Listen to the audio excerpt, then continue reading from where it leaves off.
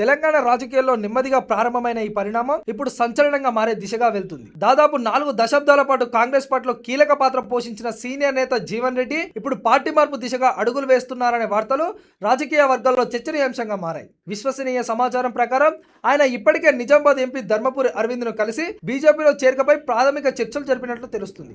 ఈ భేటీతో రాజకీయ సమీకరణాలు ఒక్కసారిగా మారే సూచనలు కనిపిస్తున్నాయి. ఎంతో కాలం కాంగ్రెస్ లో కొనసాగిన జీవన్ రెడ్డి ఇప్పుడు పార్టీని వీడాలని ఆలోచించడం వెనుక అసలు కారణాలు ఏంటి అన్నది ఇప్పుడు ఆసక్తికరంగా మారింది. పార్టీ అంతర్గత పరిస్థితులు, ముఖ్యంగా రాష్ట్ర నాయకత్వంపై పెరుగుతున్న అసంతృప్తి, సీఎం రేవంత్ రెడ్డి తీసుకున్న నిర్ణయాలపై ఉన్న విభేదాలు, ఇవే ఈ నిర్ణయానికి కారణమా అన్న సందేహాలు వ్యక్తమవుతున్నాయి. ఇకపై త్వరలోనే కేంద్ర హోంమంత్రి అమిత్ షా లేదా బీజేపీ జాతీయ అధ్యక్షుడు నితిన్ నబీన్ సమక్షంలో జీవన్ రెడ్డి బీజేపీలో చేరే అవకాశం ఉన్నట్లు సమాచారం. అదే జరిగితే తెలంగాణ రాజకీయాల్లో కొత్త పరిణామాలకు ఇది నాంది కావచ్చు. కాంగ్రెస్ కి ఇది పెద్ద షాక్ అవుతుందా, లేక రాజకీయ వ్యూహంలో భాగమా అన్నది చూడాలి. మొత్తానికి జీవన్ రెడ్డి తదుపరి అడుగు రాష్ట్ర రాజకీయాల దిశను మలుపు తిప్పే అవకాశం ఉంది.